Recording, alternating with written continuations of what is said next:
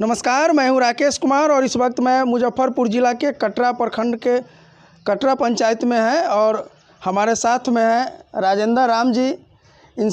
इनका जो समस्या है, कुछ लोगों के द्वारा इनके घर पे जाकर के मारपीट किया जाता है और मारपीट करने के बाद में जब ये न्याय के लिए यहाँ के सरपंच के यहाँ आवेदन देते हैं और आवेदन देने के बाद जब आवेदन दे देते हैं तो पुनः दोबारा उसी लोगों के द्वारा जो पहले से मारपीट किए थे दोबारा इनके साथ मारपीट करते हैं और इनको जो है महादलित समुदाय से आते हैं और महादलित समुदाय से आने के कारण जो है इनको दोबारा जो है इनके साथ मारपीट किया गया।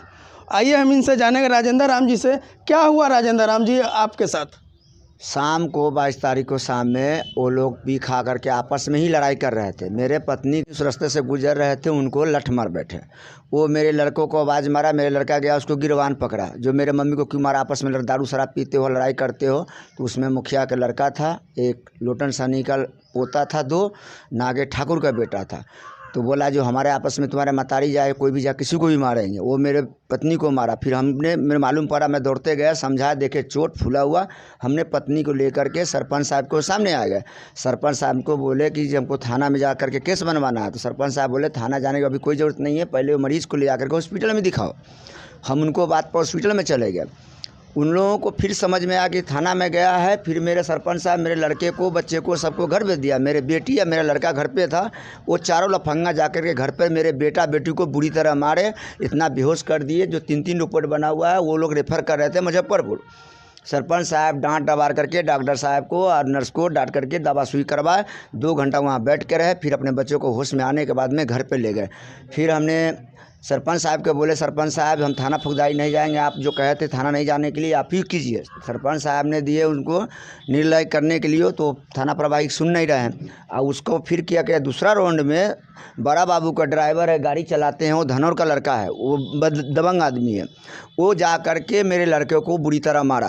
वो देवेंद्र सनी को लड़का है और जो उसकी घर का किसी ने बुलाया हो, ये चारों मिल करके, 5 मिल करके मेरे घर में बच्चों को, लड़की को और लड़के को बुरी तरह मारा। यही बात है।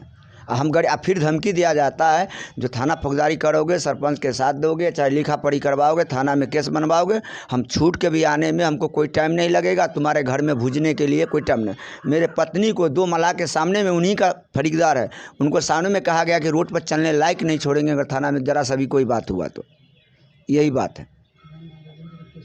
हम अन्याय मांग रहे हैं, अन्याय मिल नहीं रहा है। आप आवेदन दिए हैं तो FIR हुआ कि नहीं हुआ? नहीं हुआ, दिए मगर लिए नहीं। आजकल हो रहा है। वो ड्राइवर है एक धनौर का है, उन्हीं को जिप्सी चलाते हैं, उनके चक्कर में नहीं लिए। उनको नहीं होते तो ले लेते हैं। उसी रात में फिर क्या किए, ये मुखिया का लड़का को रात में बंद कर दिए, दारू का मतलब रात में बंद कर दिया, सवेरे में फिर छोड़ दिए।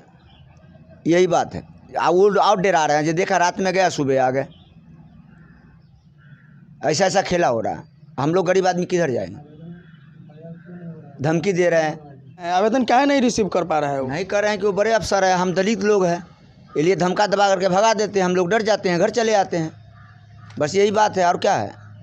तो आपको दलित समझ करके डांट डपट कर भगा देते हैं। बस हम लोग डर जाते हैं, बड़े अफसर है, किसी बहाना में अंदर डाल देंगे, मारेंगे, पीटेंगे, इस मारे हम लोग डर जाते हैं। एक बार डांट देते हैं, भगाते हैं।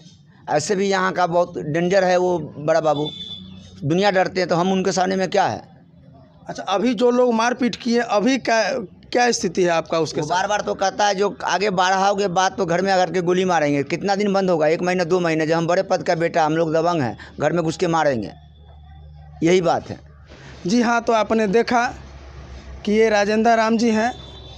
इनके घर में कुछ दबंग लोगों के द्वारा घुस कर के मारपीट किया जाता है और जब ये थाने पे पहुंचते हैं FIR के लिए, तो थाना द्वारा जो है इनको डांट डपट कर भगा दिया जाता है।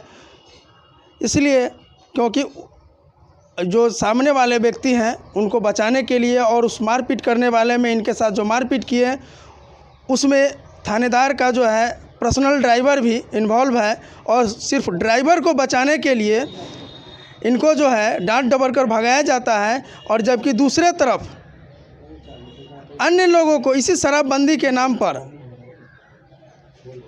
इसी शराबबंदी के नाम पर अन्य निर्दोष लोगों को ज़बरदस्ती एफआईआर करके जेल भेज दिया जाता है। और यहाँ जेन्युइन केस होते हुए भी ये दलित समाज से आते हैं और दलित समाज से आने के कारण इनको डांट डबर कर भगा दिया जाता है।